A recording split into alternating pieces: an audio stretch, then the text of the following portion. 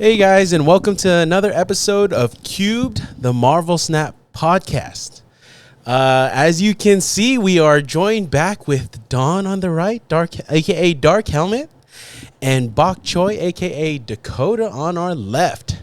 How y'all doing tonight? Doing good. All right. It's a beautiful night. I'm sorry. I'm part of us starting this pretty late is my tardiness, but we are started, so let's get into it. Actually, we instead of actually going over some of the cards at the moment, I wanted to talk to you guys a little bit about the series X-Men '97.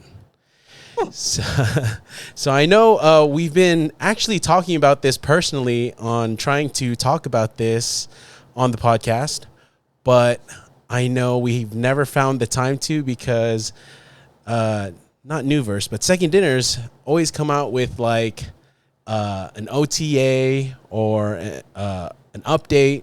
So now that we actually don't have anything, if I'm not mistaken, right? We don't have anything? Yeah, I think there's nothing. All right, so we actually have time to talk about X-Men '97. So just brief overall, before we get into it, what did you guys think of the series in general? Let's start with you, Don. Oh man, I loved it. It felt like such a clean version of the old series. Like, it took me a second to kind of adjust to some of the voices, because I had gotten so used to just hearing the same, Rogue, even though it's the same voice actor. It's been so many years since she's played that part. You're just like, huh, something doesn't seem quite right here. But you know what? Like, after I'd say the first episode, it all just started clicking in place, and I was like, mm-hmm. And to be honest, I loved it. I absolutely loved this thing. I mean, the moment when like Gambit just kind of goes, remember my name, Oh my and he gosh. just like blows up that giant sentinel. Ugh, it was just amazing. You're already skipping to the end. How about you, Dakota? Overall, the series, how do you feel about it? It was amazing. Like the amount of work they put in, the budget increase, everything. Like just every scene had such a good cinematography. Just everything flowed so well. It's hard to describe that show on the same league as anything else. It just blew my mind at how well the production was, the sound design, the story arc. They just made it their own. And I loved how each character had a badass moment throughout the whole show. So for me, I don't know. It's just hard to condense it down other than just saying this is badass. If you haven't watched it yet, you need to put this on your agenda, top priority. I agree. Yeah. So from my end, I feel like I like how they kept the kind of old vibe that the old X-Men had, like the art style. I like how they didn't change it to like something like X-Men. What's the one that came after that? Like Evolution. Yeah, Evolution. Yeah, I like the art style in there, but because it was a continuation of the X-Men that started in '92, I like how they kind of kept that flavor to it, where it's just like it's still the same show. It's taking off from the same show. I know they did a lot of story arcs in the old show, but I know they can still go back to it. I mean, you've seen some stuff that they've done before that people that haven't watched the one in '92 to '96 can still watch it from X-Men '97 and just be like, okay, the only thing you need to know is Charles Xavier was shot and was sent to space, right? So if you knew that detail, then you could continue from X-Men '97. You don't have to see anything from '92 to '96. But I still would give it a try because if you're a fan of Marvel Snap, the cards that we play are actually in the show. And I watched the show before, not to its entirety, but just being able to see those cards, like, I know that card now. I know that card. I know that character because of Marvel Snap. So it's cool to know that Marvel Snap is teaching me things about Marvel that I haven't learned. So Now, let's kind of go a bit more in depth. I'm gonna pull up a quick synopsis and just kind of like go episode by episode. I want to, because each episode had kind of it kind of introduced. If you didn't notice at the very beginning, they had a different person say like on the last episode, right? And so when they said that, it was actually an episode about them. So the first one was, let's see, give me a second. Okay, so the first one was To Me, My X-Men. So this starts off, just a quick synopsis. This starts off with, actually, do we want to do spoilers? No, people should have watched it right by now, right? If you're a fan of Cubed, you should have watched it by now. So yeah, we're talking about it. Yeah, let me get a picture going real quick. I'm posting on the story. If you are into Marvel Snap and you haven't seen this show, yeah, man up. What the hell are you doing? You're gonna get or woman up, or whatever. Yeah, just go watch the show. Skip the podcast. Just go watch the show. Come back and watch and catch up afterwards. Yeah, because I'm pretty sure people have covered it episode by episode. So you're about to get a fistful of spoilers right now. So like I said, the title was To Me, My X-Men. And basically, this is when they introduced Roberto DaCosta, which is Sunspot. He actually introduces himself at the end of the series. But it introduces him coming kind of a person that hides his powers. He gets captured by the Friends of Humanity, and then X-Men rescue him, and so. So it ends with Magneto revealing that Xavier gave him the school to take over. So I want to start with you, Dakota. How did you feel about this episode in particular, and what was your favorite part of it? So I think that having Magneto come in to the end kind of encapsulated that you're setting up this new era of X-Men. Like, we have this whole the Charles Xavier way, all this. You see him step in the role, and you're just like, what are we going with this? It ends with you going like, oh shoot, they're gonna fight, and then he's like, yeah, this is why Charles gave them to me. And I was like, oh shit, this is crazy. I was okay. So when this was on, I was folding laundry. I had to stop folding laundry, just sit down. I was like, oh my gosh, this is getting good. Yeah. So I think that this episode was such a great setup for what we were going to get into in the show. I just want to leave it with that. It did such a good job. Oh my gosh. And you said your favorite part was the ending, the Magneto part. Yeah, and now this is the one when we got to see the Sentinels and everything. This is the first episode, you said, right? First episode, yeah. Right. So we see the Friends of Humanity have the Sentinel handguns, and then they fight, and then they actually go to Genosha, I believe, to destroy the old factory again. Okay, then I want to mention one thing right there. When he talks to Storm, he's like, give him the weather report or however the hell Cyclops brings her in. The moment of her walking in the desert, like floating down, the lightning bolt striking the sand, turning it to glass. Bro, I had goosebumps, okay? Like, I was like, oh shit, the intensity, the music, it was so insane. You're watching Cyclops. He's falling out of the freaking the jet. Everyone's like, getting together. Okay, we're safe. And then he goes, "Good job, team." I'm like, "Yo, who's gonna save this bitch ass? Where's he going?" And then he just freaking uses his vision, just optical blast all the way. Oh my gosh! So I was like, okay, first of all, your neck would have been gone. But besides that, it was amazing. Like, oh man, they just they took Cyclops and turned him into a motherfucking badass. Yeah, like, it was. Yeah, I had to recap my whole first episode. Yeah, the ending was great. Just the fucking fights. Oh my gosh. Yeah. All right. So how about you, Don? Well, Dakota kind of took all the favorite parts, but I'm sorry. You know what? Okay, I love that Dakota was so excited about it. Here's what I really loved about this episode. It has a lot of symmetry with the first episode of the series in the first place, right? So the very first episode of the X-Men series, it's basically like Jubilee. Jubilee, right? And she's at the mall, right? And she gets attacked by the Sentinels, and she gets saved, right? Yep. It's nice how they introduced a new character who's kind of right on that, that new character, kind of figuring out their powers, gonna do all that. But they also came in and saved her. So there's a little bit of symmetry there that I think worked out really well.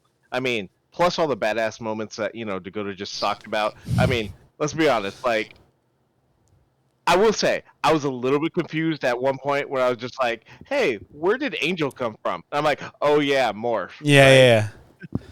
yeah, yeah. And what's funny is because if you haven't watched or if you haven't played Marvel Snap, a lot of Morph's cards are his original form, right?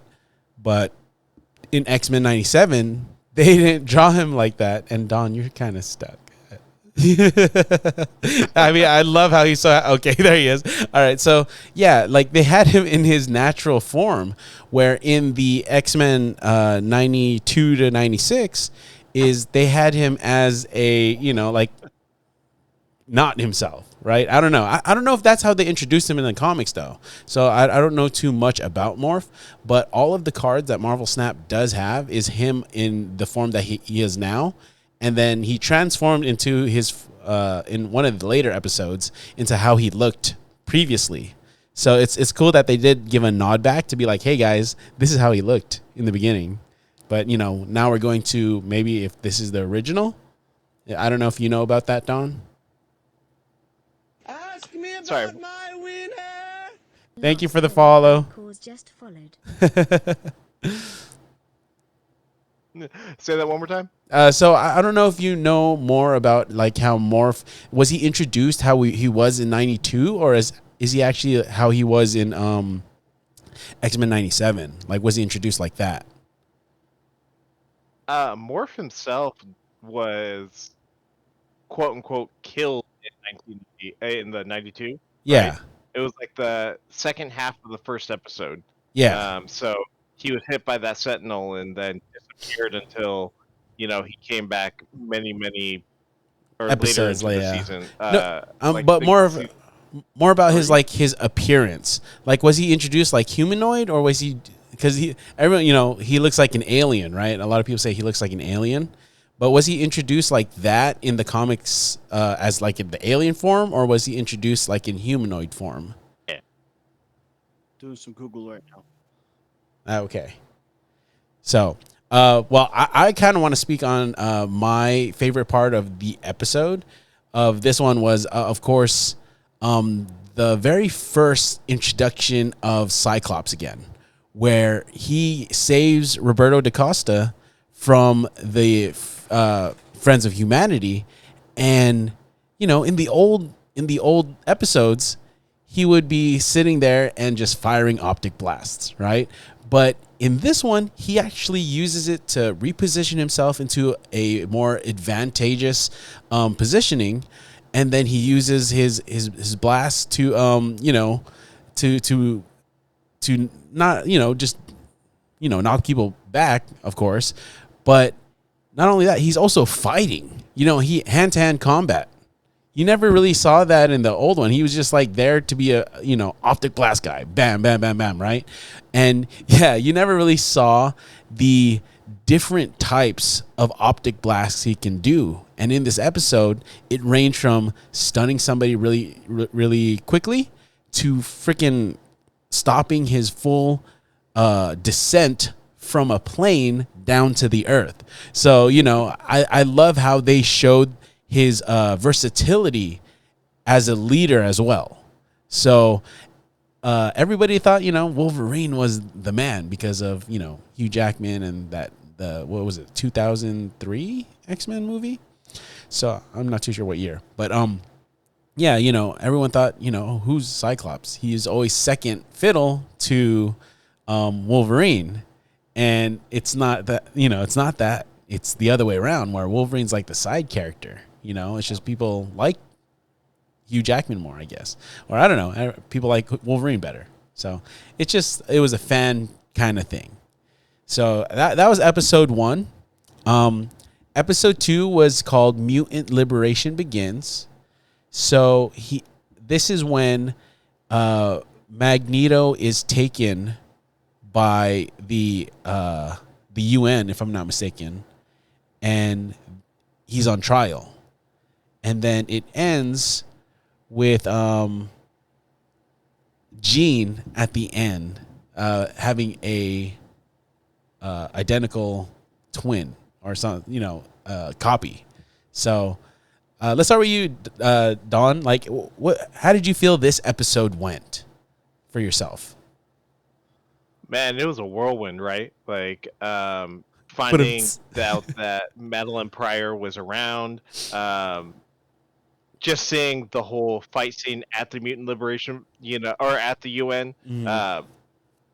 Obviously, the favorite moment was when Magneto just kind of lifted everything up into the middle of the air, and he's just like, "I will protect you all."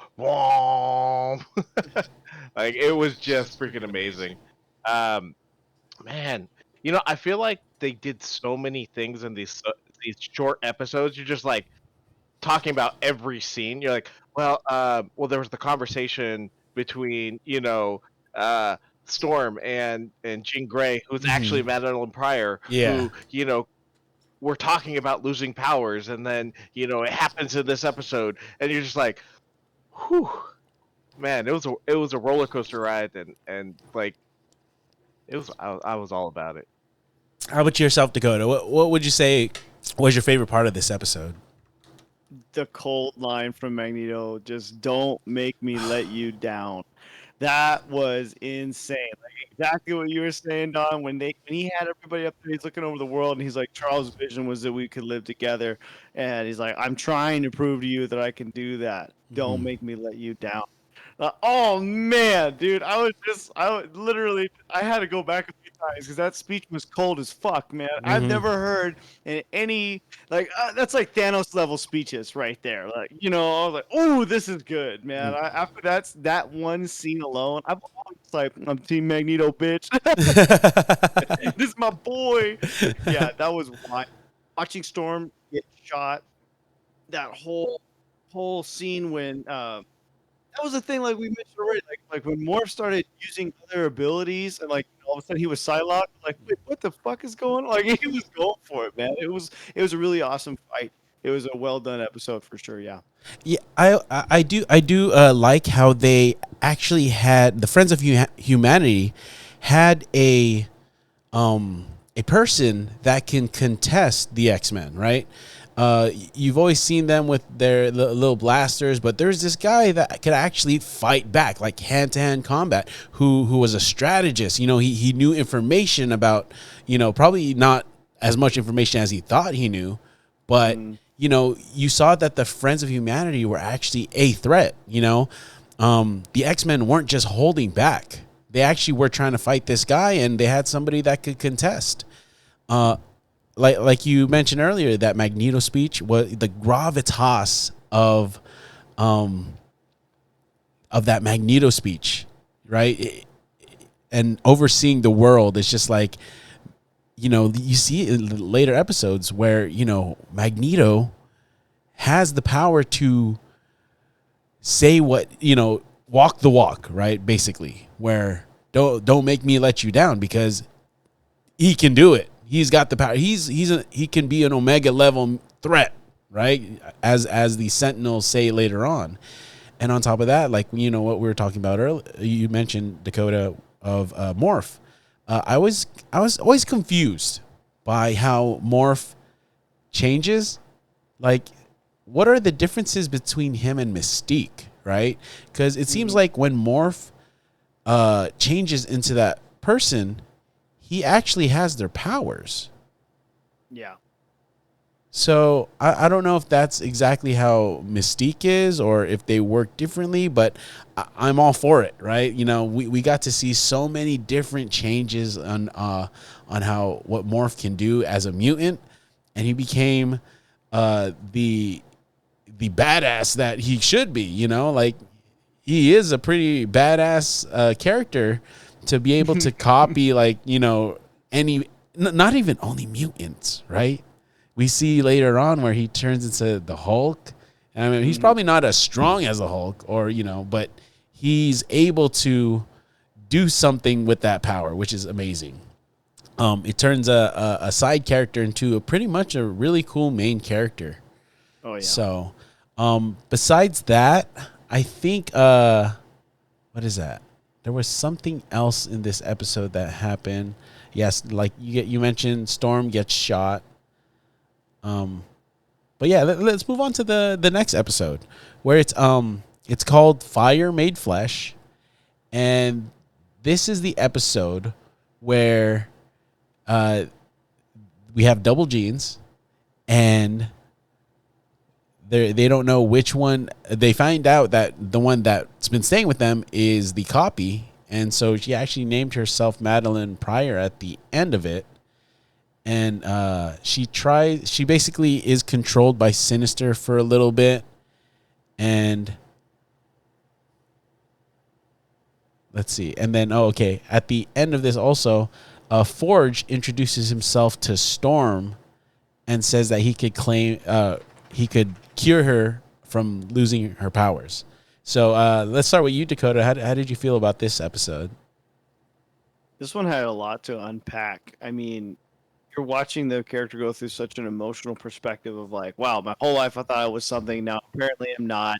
Mr. Sinister coming in, always causing havoc. Like, they definitely brought in that badass, just he's a strong villain, but they really nerfed him at the same time. And I think that they did that just to show how strong Madeline is, just to kind of just focus on her insane ability to just completely mind bend you and whatever. I think they did a good job bringing in setup for Cable, everything else. Like, that was just a solid episode. I love Forge too. My man's just a humble dude out there.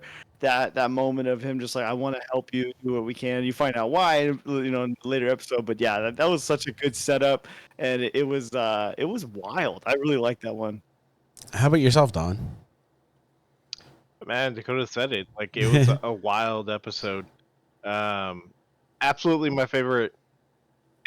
And the saddest part of the episode, I think, was definitely, when Cable gets infected, right, and they have to send him away to the future. I mean, I don't know. As a dad, I was just like, my boy, no, Yeah. my boy. Right? But man, that was it was a little heartbreaking at the end there. Yeah. Okay. So we get a little snippet of everybody's fears. Kind of like these other characters. You see that Roberto Dacosta is afraid of his mom finding out he's a mutant, right? So they always say that the X-Men resonated a lot with the LGBTQ community because it was like similar to what they were growing up, where they were shunned for being who they are. And I mean, there was I think it was X-Men 2 where the mom of Iceman says like, have you tried not being a mutant, right? She said, Yeah, so it's just like, That's right. there's so many similarities to what they had to go through that they take a liking to X-Men, and I feel for what they have to go through in that perspective. But it's cool that they actually kind of build into that, where they actually show that it's one of his fears, right? Being found out he's a mutant, right? People are still scared to come out as a mutant. Now, we see a weird kind of fear with Morph, right? So Morph walks into Wolverine showering, and he says, "Hey, you need help to get the hard to reach spots, right?" Or something like that. And then I think he turns into Wolverine himself, or something. I don't know, but it's just weird. So we find out that Morph is, he's not asexual. He's gender fluid. So in my mind, it seems like he has a crush on Wolverine, right? Like, and of course, Wolverine's stuck in this love triangle with Scott and Jean, but he has this guy over here. Well, I don't want to say guy. This person over here that could be anybody he wants.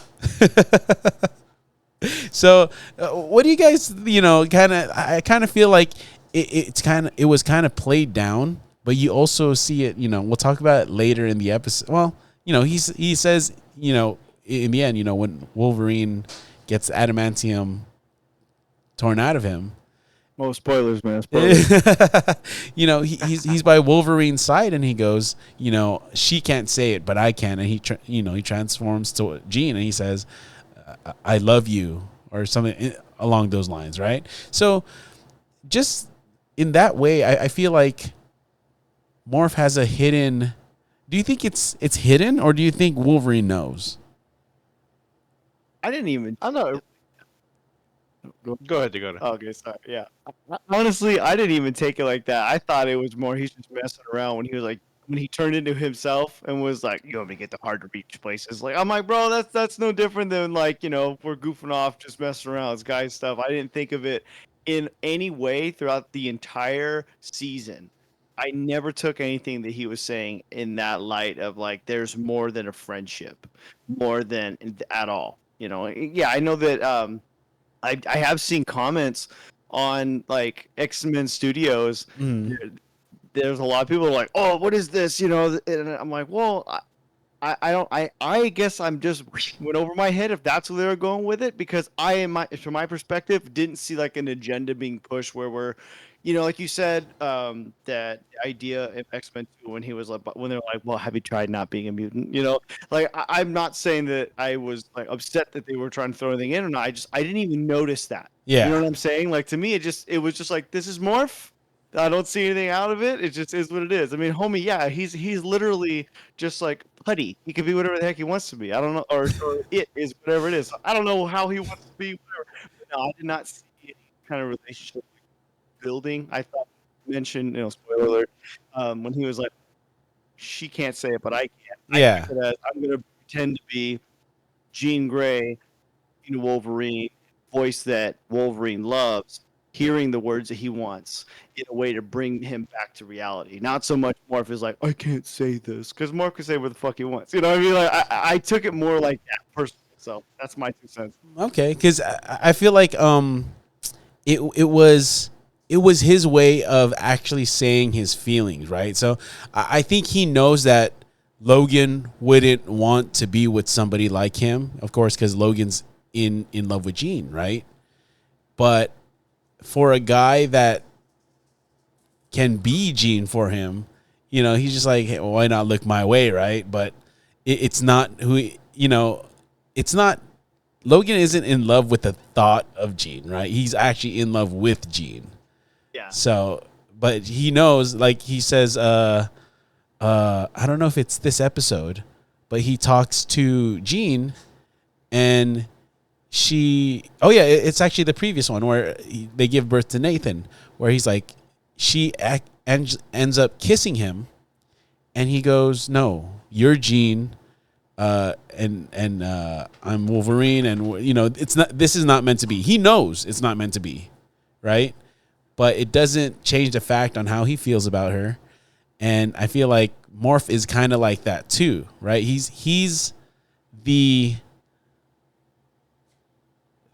guy outside of the relationship, wishing he was in that relationship. Like what Wolverine is to Scott, Summers, and Jean, Morph is to Wolverine. Is how I feel. How about yourself, Don? I don't know. It's interesting because like, isn't that the ambiguity? I can't even say it right now. I know what you're saying. Yeah. It's so ambiguous, right? Yeah. So like, the beauty about this thing is like, we know the X-Men have always been about civil rights. Yes. We know that this whole story, mutants, even starting back when they were created, has everything to do with that, right? So the nice thing about this whole series has been it's been very subtle in a lot of the things. It didn't feel preachy, right? No, not at all. You can take things one way, you could take things another way. You know, and I really enjoyed that about it. You know, yeah, you know what? You could read into the whole idea that Morph was in love with Wolverine, or Mhm. maybe that it was just a bromance, right? Where it was that you could really read that either way because they didn't say. Okay. Let's say, I'm dying here. No, no, you're good. I don't know if you knew you kind of froze for a second, but we both kind of give like. Dude, So, but yeah, I agree. So, I feel like with that being said, it's just like, overall, the community loves what they did with, with how they portrayed everything, and I haven't heard a lot of complaints until one that we could talk about later on. So the next episode is called Motendo, Life Death Part 1. And this is when Jubilee gets dragged into a video game by Mojo, and she basically learns about herself and how she can use her powers. Now, the other story is Forge takes Storm to his ranch, and basically he admits about being the person that created the radiation bullet that took away her powers, or like he started it basically, because he started the collars, which uses a radiation, and somebody else improved on that technology and turned it into a beam of radiation that can take mutants' powers away. And then after that, in the end of that one, there's an owl that reveals itself to be a demon called the Adversary, and brings Storm back to the ranch where Forge is when she's about to leave. So let's start with you, Don. How did you feel about this episode? Man, I absolutely love this episode. Um, I don't know if you guys remember when the blob card first came out, and like the entire week I was like, nothing can stop the blob. You know, this whole thing harkens right to that game, right? The quarter eating machine arcade game.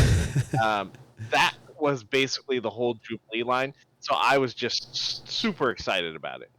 Um, the other half of it, like I definitely enjoyed, seeing the Forge Storm kind of play out. You see, Forge's guilt through the whole process. Um, it was great, but I'm not gonna lie, I was caught up in the nostalgia of the other part of the thing where I'm just like, nothing can stop the blob. Oh look, it's Magneto. Oh man, I love this so much. How about yourself, Dakota? How did you feel about this episode overall? so the same thing like Don mentioned in episode 6, we talked roughly about the video games we played in any Marvel games as kids and stuff. And Don brought this game up. So when this episode started and I started seeing the characters and the way the pixel, I go, oh my gosh, this looks like the one, because I had looked it up after that. I was like, oh shoot, this is actually it. So I was excited. This was the one Don talked about. I was like pumped about it. When the demon and everything showed up, I was so thrown off, dude. I will not lie. I was just like, wait, what the fuck is going on? Because in the episode, I don't know if it's the same episode or if it's the episode before, when she's riding the horses and she's talking about the The wind wind, and yeah. how it's like, oh yeah, this valley is, I can't remember how she worded it, but the owl was there and she was Yes. mentioning it. So when that thing showed up and it was a demon, I was like, yo, what happened to the owl, man? Yeah. Chill out over here, bro. Yeah, so that So, was this episode. that was the same Yeah. one. Episode 4, yeah. Okay. Yeah, it was a very interesting. I like when shows dive deep into characters' backstory backstories, or just to get into the nitty gritty about what makes them tick. Having the reveal of the fact that Forge is the one that made the collar, and then she starts looking within, and then I mean, same thing with Jubilee. The whole thing is she's realizing, oh my gosh, if I keep going down this path, which I'm really good at, I'm going to stay here the rest of my life. Get out. So it was a look within episode, and I thought that was a really awesome, like reflective thing. So I enjoyed that one too. Yeah. Yeah, and I feel like this episode was it showed what Jubilee could actually do with her powers, right? Because in the old episodes or the old show, she never really did much, right? You'd see fireworks here and there, but you could see that she could use it like as a pinwheel kind of effect and use it to cut things. She could use it to move faster. So there's much more to her powers than just showing fireworks, right? So it's so funny that in the old show where it's just like, oh, fireworks, bam, bam, bam, bam, bam, right? No, let me distract you, you know. But she could actually use it to hurt somebody. Which, you know, fireworks hurt people almost every year. So be careful. The more you know. So, yeah, it shows the badass that Jubilee could be. And, you know, it kind of transitions later on to where she actually learned from her simulation self to be like, okay, I could do that. You know, so maybe I should start learning how to do that in real life. And it shows that she's ready to move on. She's ready to become adult. She's not just stuck as a kid anymore where she, you know, maybe I just want to stay here, right? No, you know, I need to be able to move on past this. And, you know, I think Roberto helps her kind of find that in herself where, you know, he is kind of stuck and is like, oh, I want to stay hidden, right? And so they kind of push each other to be better versions of themselves, which I like, you know, like it's not just a relationship. It's something like, you know, how real relationships should be. You push each other to become better. So, I gotta say though, this is probably my least liked episode, only for the fact in the matter is Mojo came out of nowhere. There was no like introduction into him. It was just like, hey, Mojo's in this episode. So it was just weird. There was no like, okay, we need Mojo to move the story along. No, like Storm's movie story was moving along because of, you know, she's trying to get better. But then this one is like, oh, Jubilee. You know, just let's toss in Jubilee. You know, which is, it's a good story arc. It's got to start somewhere. It kind of felt, you know, from left field. So the next episode, which is, oh man, episode 5 called Remember It. So this is when Genosha is being considered as one of the nations that would be accepted and protected under the UN. You know, it's being considered. And so the I forgot which one it's called, the White Queen and the leaders of Genosha basically call Magneto, and they tell him like, hey, we'd like for you to be like the leader of Genosha. And so they bring him, Gambit, and Rogue, if I'm not mistaken. Did I miss anybody else? It was just them three, right? Okay. So they bring them three to Genosha to like, hey, this is how Genosha is running now. We would like you to be the leader of it, right? And Magneto basically says, okay, under one condition, you know, and that Rogue is his boo, basically. Like, you know, she has to lead next to me, basically. And we see them having Rogue having this inner turmoil on, hey, I can have a relationship with Magneto, or keep this relationship with Gambit, where Gambit and her can't have anything physical, but because of the nature of Magneto's powers, him and Rogue can touch. And, you know, we find this out in, I believe, episode 1 or 2, one of those, that Gambit knows this, right? Gambit finds, or he knows he has an inkling feeling about this. And it makes him very jealous of Magneto because, of course, you have this beautiful woman next to you, you know, and you can't even have any physical contact, where in relationships it's very necessary, right? So when you can't have that and somebody else can give that to her, something that you can't give to her, it makes it hard for him. Now, this ends with, everybody knows how this ends. I think even people that didn't watch it have heard of it, have, they've been told by their friends, friends, that, Gambit sacrifices himself to kill one of the abominations created by putting like 3 Sentinel heads together and becoming like a master Sentinel or whatever. Now this ends with, of course. It was actually they're being called Master Mold. So this ends with Rogue saying, "I can't feel you." And man, this was a heart-wrenching episode. I want to start with you, Don. Give us your take on this episode. Man, this episode started with like hope, right? And you knew it was going to turn, right? But it was just kind of this good feeling of like, Magneto saying, "Hey, you're never going to have to be afraid again," and to the Leech. Morlocks. Oh yeah, Morlocks. And it was just like, you're like, man, this is so good. And then it just evolves into this chaos and these just amazing moments where basically, Magneto is working to almost sacrifice himself to protect these Morlocks, and just like Leech, and he's just like holding back this beam of laser power. And you see Rogue flying around being badass, and you have Gambit's big sacrifice, right? And it is just,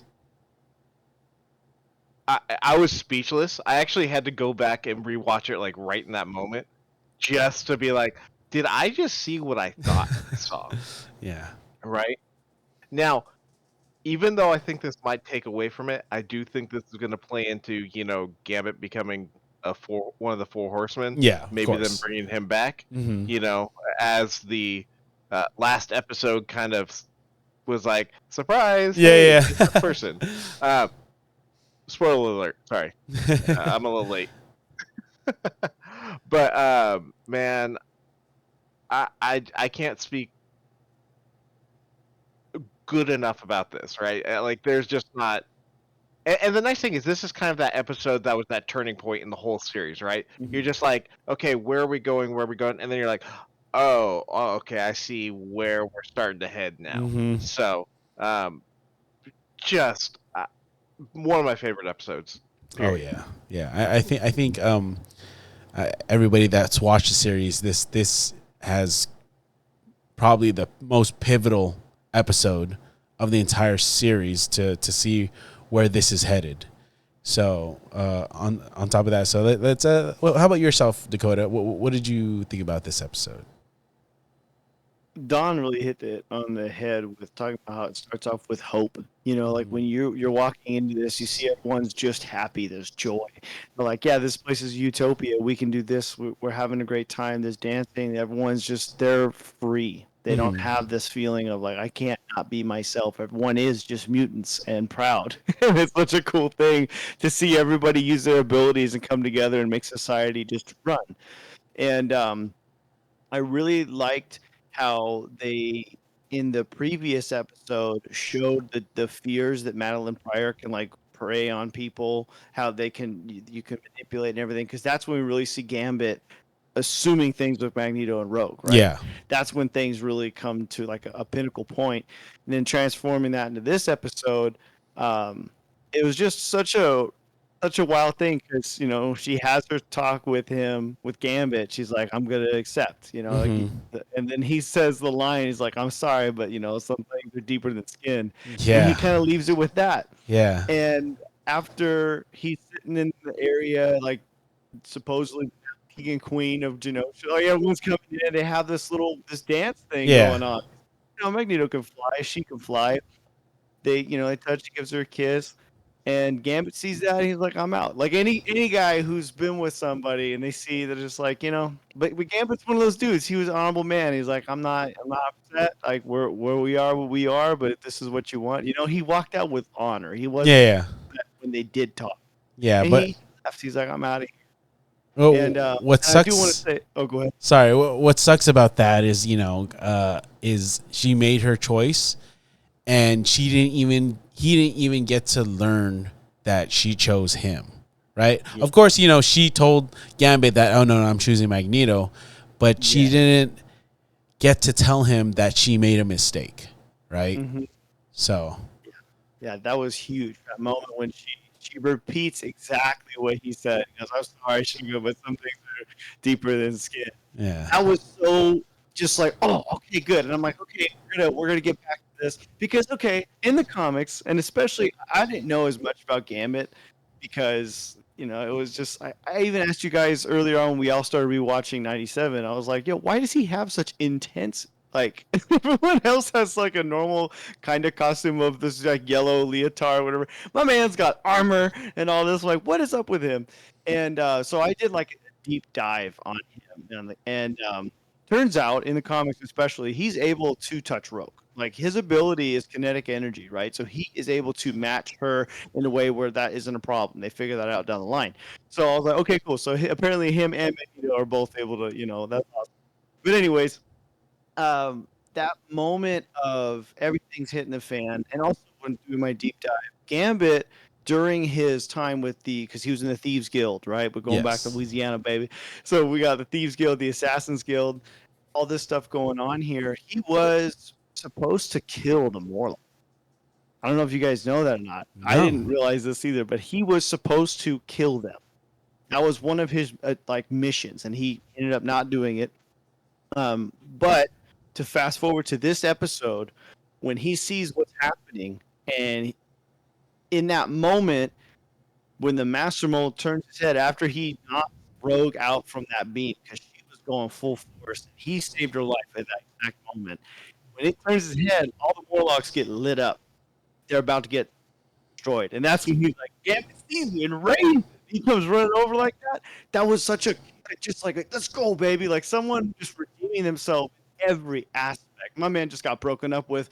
He's at the point like you're at a low state. You save that woman. You're at a point where you see your mistakes. You fix those, and you're giving it all you have. And that moment, I was like, "Oh, let's go, let's go!" And that cold line, man. And that's the thing, man. This show just had those cold lines. He just says that it's like the name's Gambit, mon ami. Remember it. Yep. Yeah. I mean, yeah, people will, keep saying that line for, probably the next year or so because this episode it showed who Gambit was as a character, right? Like, yeah, he might be second choice, but in his head, he's the strongest, right? He's gonna go all out because he knows his abilities, and he might sound dumb at a lot of times, but he's probably one of the smarter characters and his knowing how he can defeat an enemy, right? So it's cool to see, like what you guys were saying earlier, the development of these characters where we didn't get this a lot from the old show. We just got, okay, these are, it kind of like went more into the main characters. Now we get to see these, quote unquote side characters become main characters, which I love because all of them to me are main character. They should be main character energy, right? So all of them are pivotal to be what the X-Men is, right? So something that happened in this episode that was really cool is we see Cable come back, right? And he approaches Madeline Pryor, and she notices right straight from the eyes, yo, this is Nathan, my son. And right before he could say anything, he gets transported back to the future. Mm-hmm. And we come to find out later that the attack on Genosha was a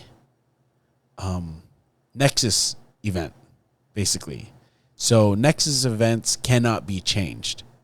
Just like in What If, right? In Doctor Strange was trying to change what's her name? His significant other, the one that was supposed to. Her name up top. Yeah, Right. I think it's because I asked you. But yeah, he was trying to save her, right? And he later finds out it was a Nexus event where he can't change it. So I like these little nuances that they're tying into the actual Marvel universe, the MCU, because then you see, oh, okay, cool. This could be a universe that is brought into the Marvel Cinematic Universe. So we don't know yet. We don't know how it's going to tie in, because will it? Can it? Yeah, it can. But we don't know exactly what kind of story they're going to do. So it's exciting to see what happens in this universe, because you see a lot of the other superheroes, right? And you say, oh, wow, this is a universe with all these superheroes. Mm-hmm. When the MCU does it, oh, my God, it's going to be amazing. So the next episode is called Life, Death, Part 2. And this is when we go back to see Xavier out in space, and he's with Lilandra with Shi'ar, and you also see what's his name, Ronan. I think it's this episode, right? Ronan, he ends up like fighting against the Shi'ar. The Shi'ar win, and then basically Xavier is not yet accepted by all the Shi'ar, because Lilandra is the queen, if I'm not mistaken, and she wants, of course, Xavier to rule next to her. Now, he's not accepted because the Shi'ar believe, oh, he's just a lowly human, right? When this guy's such a badass. So he ends up seeing Gambit's death while taking all of the members of the Shi'ar in that area into the astral plane. And he ends up seeing Gambit's death and knows, oh, man, I have to get back to Earth, right? Because he was trying to make that decision between, should I commit myself completely to Lilandra, or are my X-Men more important? And we see at the end, his X-Men are more important to him. And it also this episode also goes into Storm regaining her powers. So as she regains her powers, she ends up also learning about what happens in Genosha. So let's start with you, Dakota. What did you think about this episode? It was an interesting thing to see Professor X, right? We got Charles is still alive. Everything's working towards this new, society that he's been just vibing with the whole time. Obviously, we knew he was alive from the end of the last show, leading into the 97. But it was still exciting just to see him up and walking around using the machines. Was out getting that full 6'2". So get it, bro. Yeah, it was cool to see that he still cared about his X-Men. I think it's kind of a funny thing. If Homie was up in space, he's getting this Empress, like everything's vibing. Like, dude, forget about it. Why are you gonna drop it all to come back to a world that hates you? But hey, to each his own. I think that's honorable, I guess.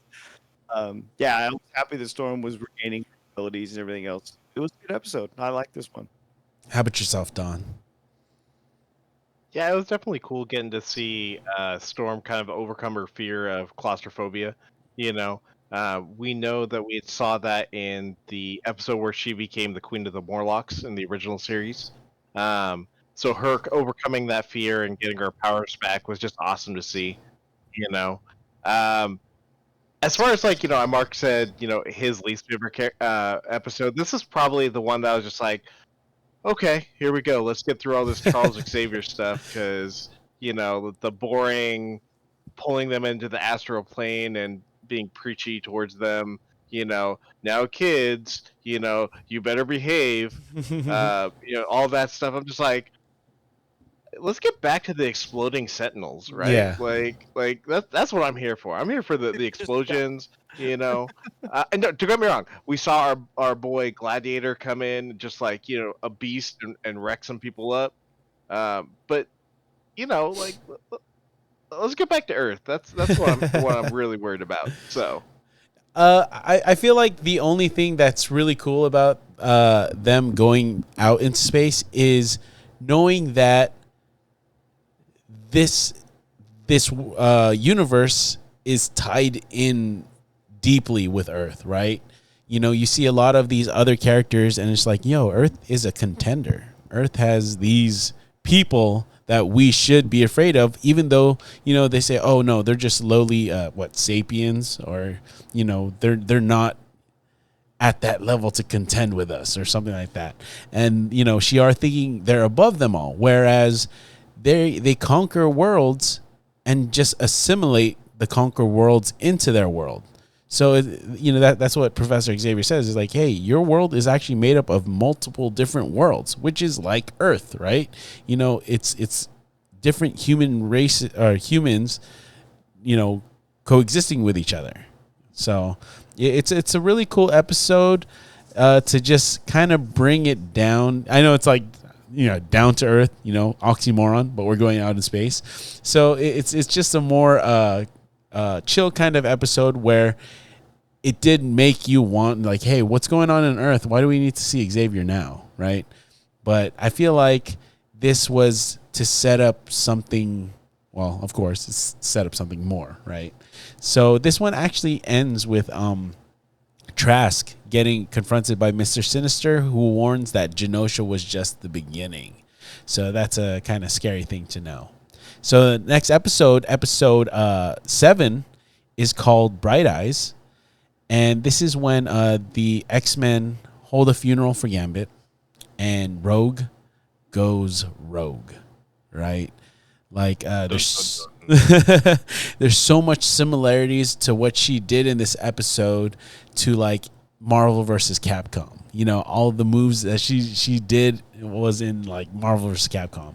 So we learned that Captain America is in this episode, and he's working with, of course, United States to basically guard Gyrick, if I'm not mistaken. Or no, to look for Gyrick. And Gyrick is, let's see, I think he was with the OZT. So it's called the, geez, what is OZT? Do you guys remember again? So, zero tolerance, Operation Zero Tolerance. There you go. I got it. So basically, he was saved or like housed by the OZT because of his importance, if I'm not mistaken. And let's see. And then so basically, Rogue is trying to find him. He is found, he is found. But a little like nitpicky thing here, or not nitpicky, a little side thing is we get Thunderbolt Ross to show up. And he actually mentions the Hulk, which was really cool. And this one ends by, I think it's being revealed that Bastion is behind things here.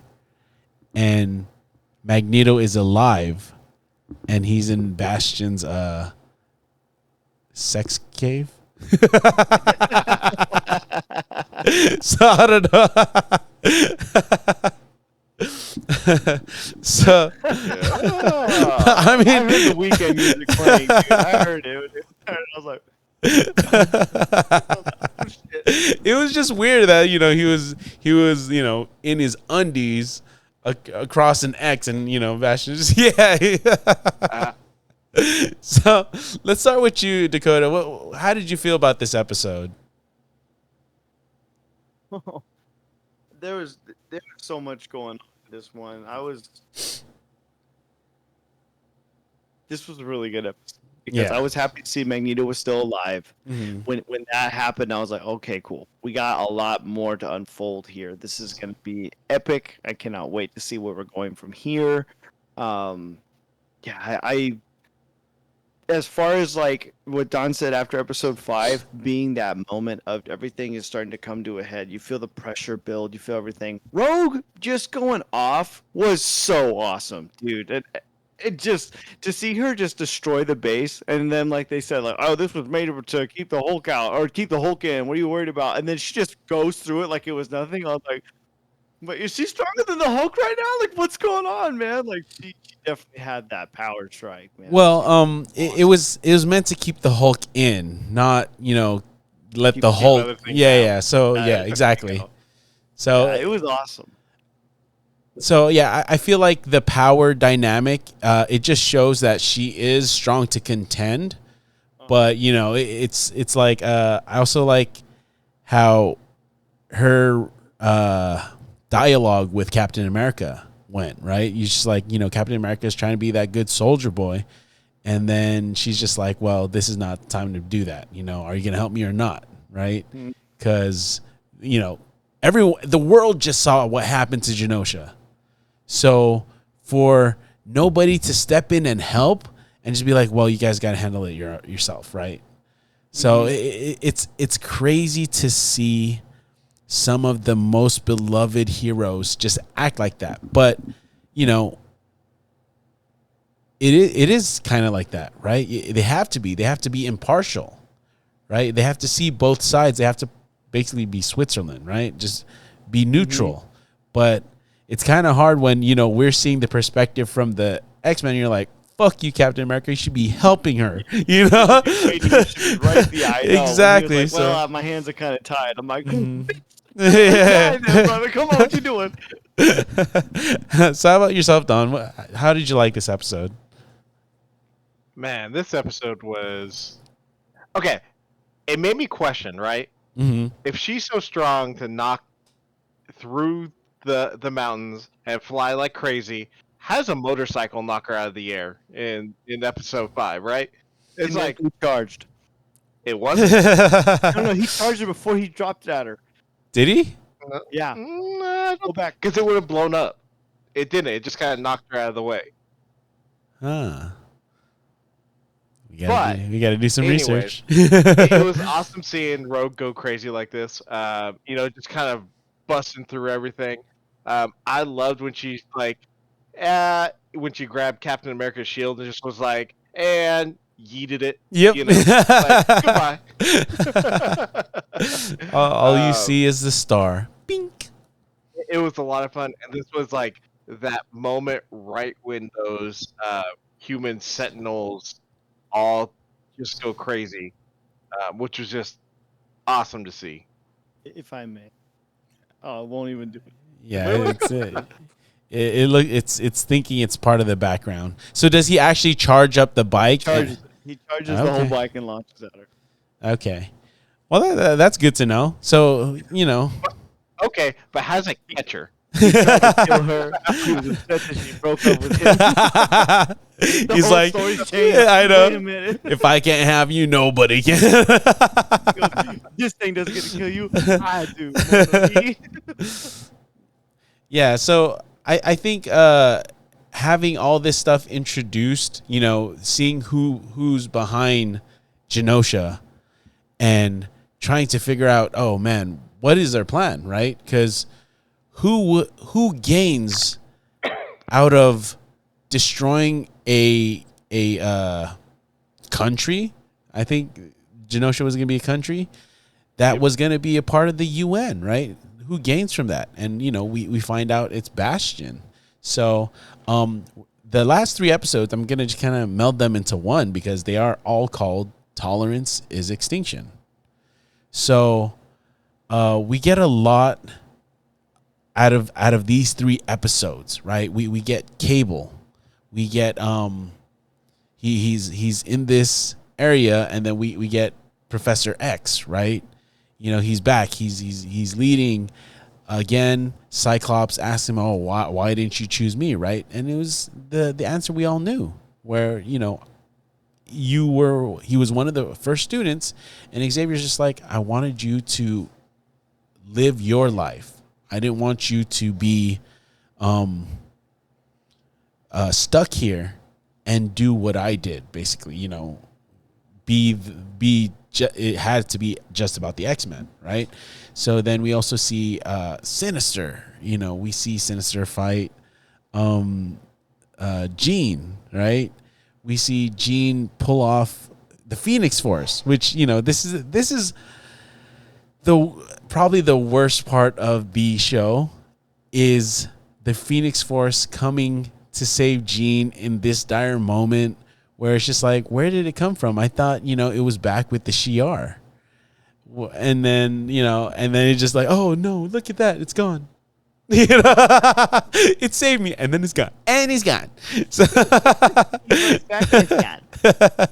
and then you see Magneto taking the adamantium out of Wolverine.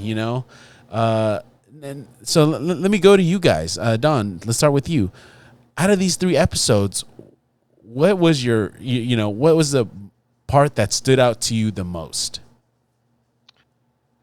I loved that so many of the characters decided to go like different directions, right? There was that moment, right? It's like, hey, Magneto walks in and he's just like, hey, who's going with me, right? Yeah. Come on, who's coming with me? And then those characters just joining him and being like Rogue and Sunspot being like, you know what? Yeah, we're going for it. Mhm. There was the amazing badass moment where he just like EMPs the whole planet, Oh yeah. right? And he's just like, oh, you're just like, holy hell, that's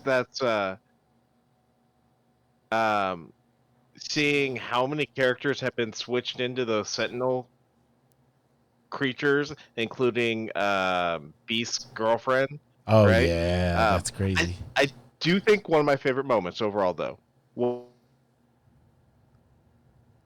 was when the whole fight scene with Charles um, and Magneto is going on, and then Magneto just goes like, he takes his helmet, he just puts it on Charles' head, he's just like, here, you wear this, boom, just to stop Like, his psychic abilities. was he like squeezing it? Do you know, or he was just using it to stop his psychic abilities?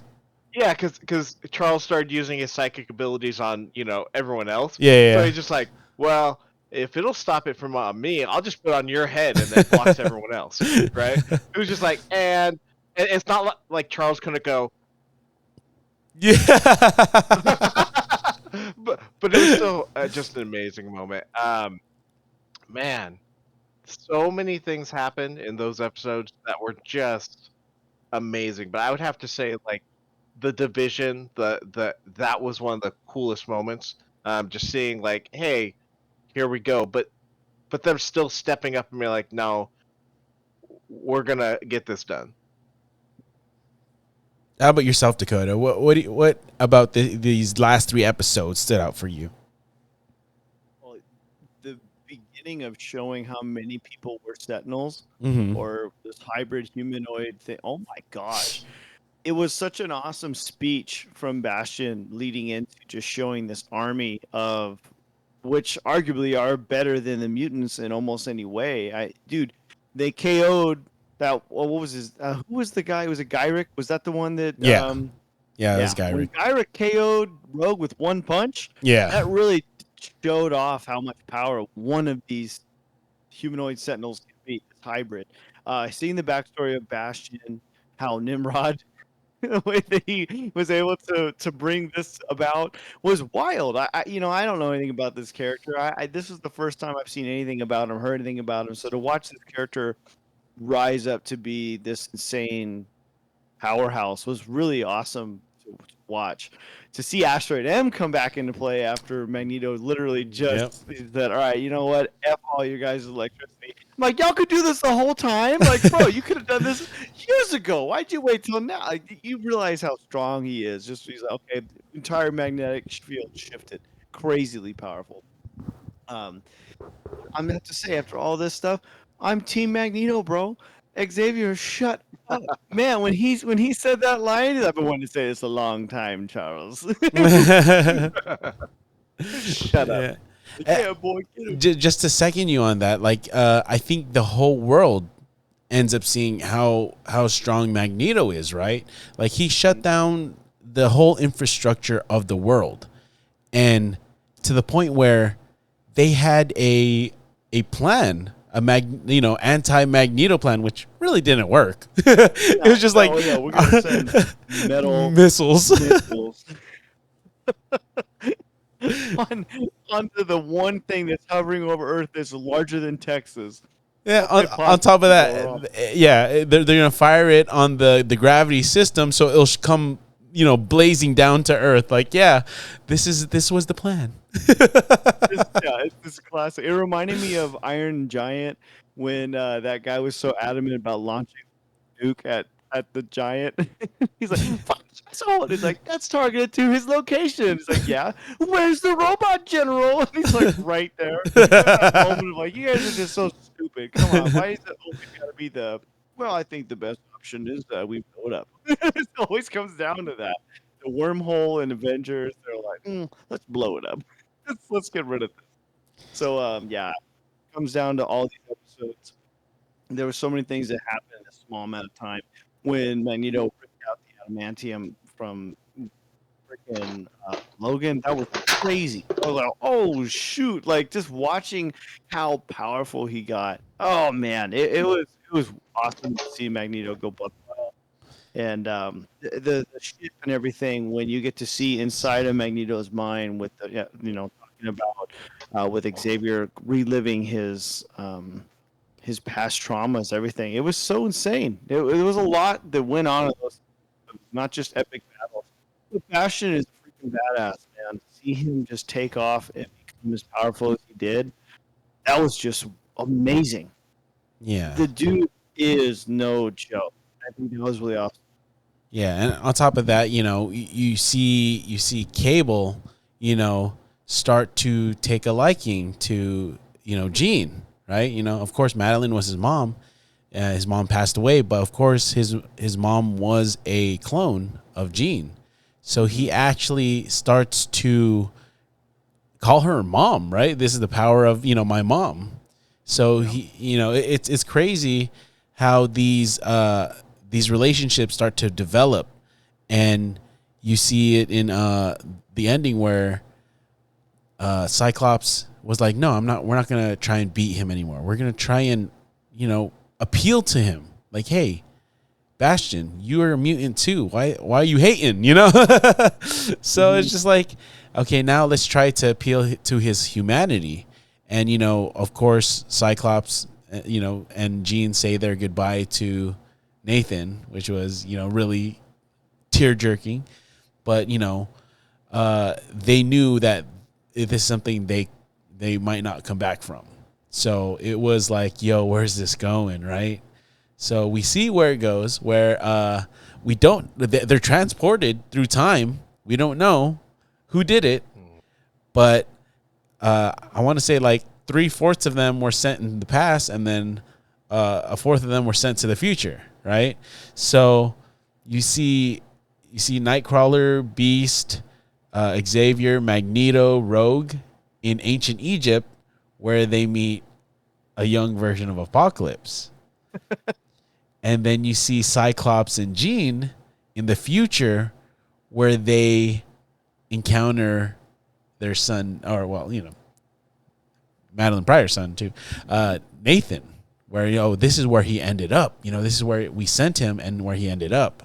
So we don't know who did this, and the end credits show in the present time Apocalypse picking up the card, like you mentioned earlier, Don, finding Gambit's playing card, the Queen of Hearts, in Genosha. So this series has got to be one of the best X-Men stories ever told.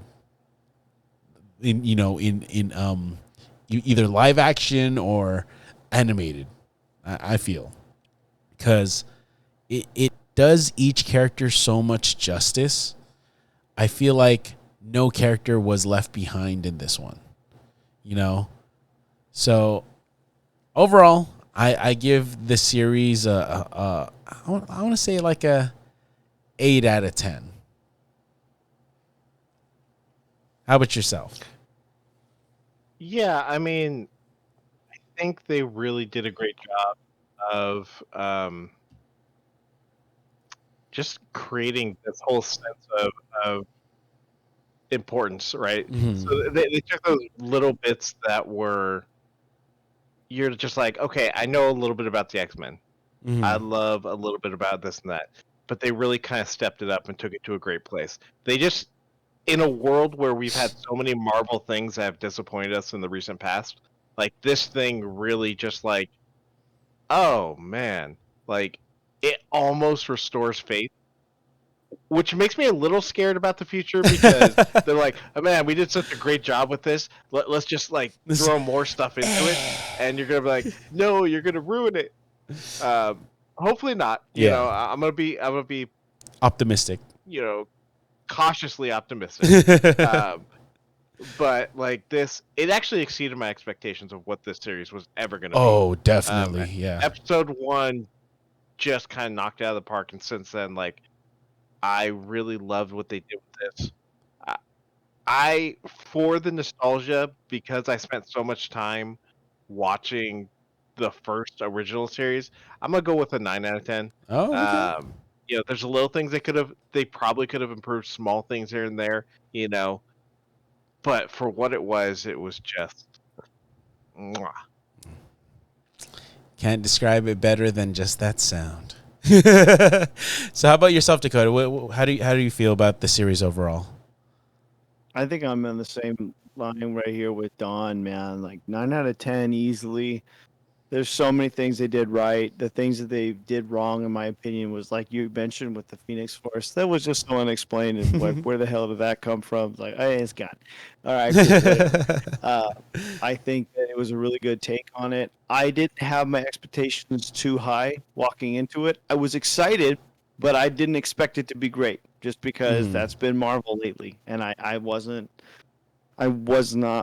very happy that was not the case. I stepped into this, the first episode, I was like, yo, if this is at all going to be a taste of what we're looking forward to this season, I am so pumped.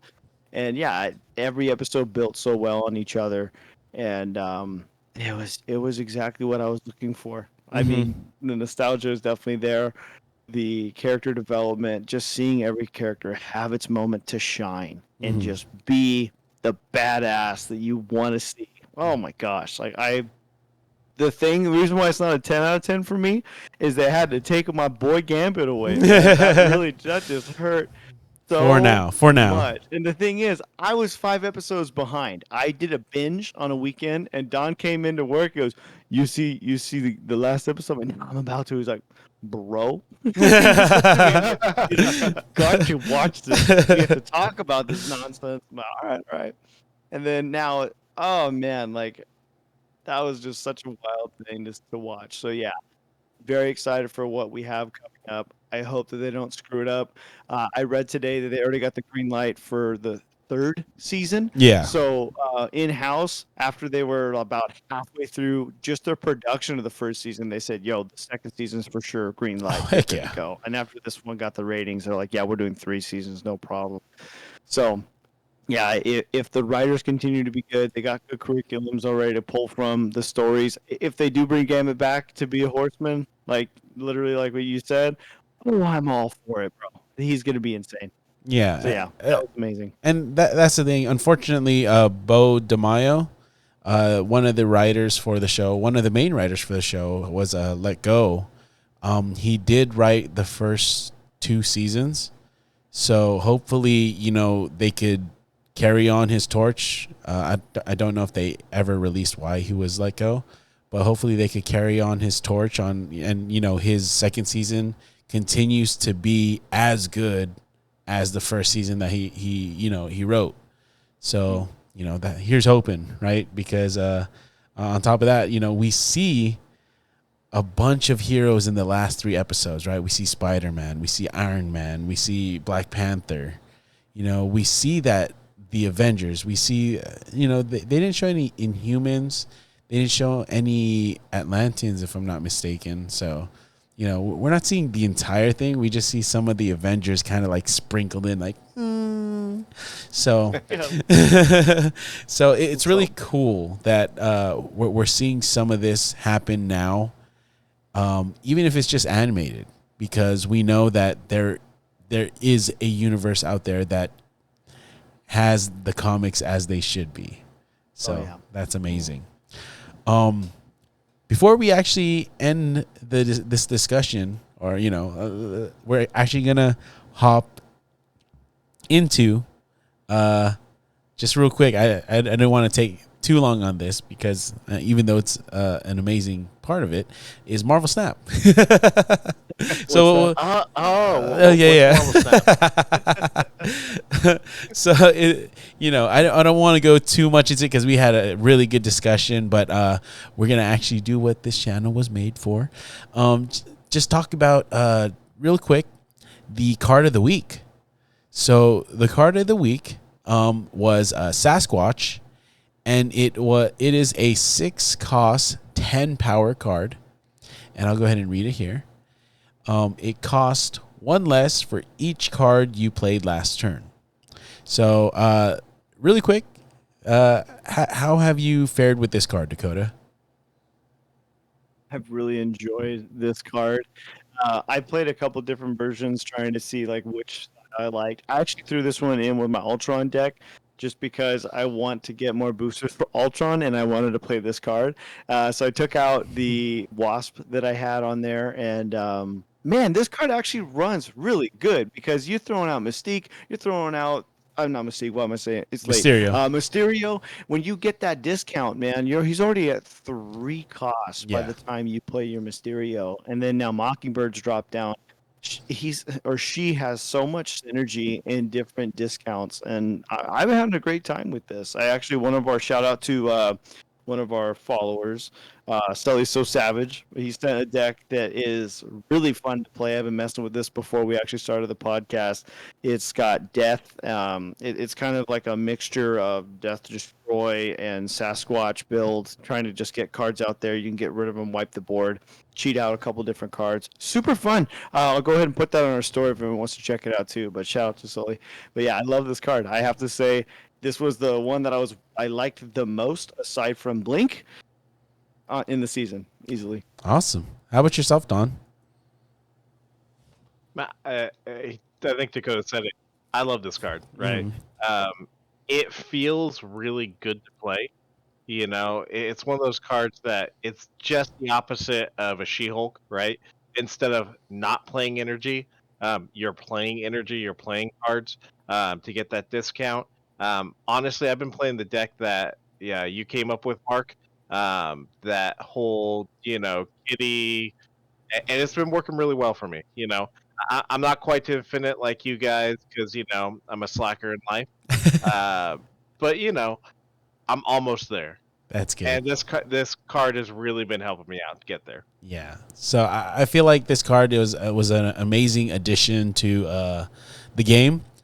It gets the people that like to play many little cards. It rewards them, right? Where before it was like, oh, okay, let's just play freaking Red Hulk, right? But now you could go, you play all these little cards and then either bounce them back or don't bounce them back. But next turn you get this either free 10 power card or you get like a really, really discounted, at worst it's a 5/10. And, I don't even know if there is a 5/10 card. So I feel like it's a good addition to the game. And I feel like, I feel better about how the game state has been going, because I feel like the last week the game state has been so bad, and it's gotten boring, and everyone is playing the same thing, and the variety has been very bad. I don't know. There's no other way to say it. It's just been bad. So with this card added, a lot of different decks are being made. Bounce decks, lockdown decks, so it's really cool to see different ways to be using him. So next week we will be discussing the entirety of the new season. So go ahead and look out for that next week, because we all will be sent to the uninfinite arena again. So we got that to look forward to. So any last shout outs that you guys want to do? Anything you guys want to plug before we end tonight's show? Just the normal stuff for me. Thanks for watching. Thanks for hanging out. It's always great talking to you guys. I mean, it's well past my bedtime, but that's okay. We appreciate you. You guys don't have work tomorrow. I do. I know. I feel really bad about that, Don. I'm sorry that we pushed really late on the week get this one out, but I appreciate both of you guys big time being able to do this. Nah, I love you guys. It's good. Yeah, I appreciate you so much today. I mean, me especially. I was the cause for the lateness, but I thank you for actually taking the time to do this, because it doesn't feel the same without you. So 100%, dude. Nah, it's great being with you guys. So, again, I do want to thank everybody that has been supporting us on social media. We appreciate your follows, your comments, Yes. Shout outs to, the people that are actually DMing us and, conversing with us. Most of the time you're getting Dakota, but, sometimes I'll jump in there. Sorry. Where's the dumbest one out of the three of us? Oh, my bad. So, but we jump on every now and then, because Dakota is our social media specialist. So, like I said, we appreciate you guys, and we hope that you guys will continue to support us on our journey. And we will see you guys on the next episode of Cube.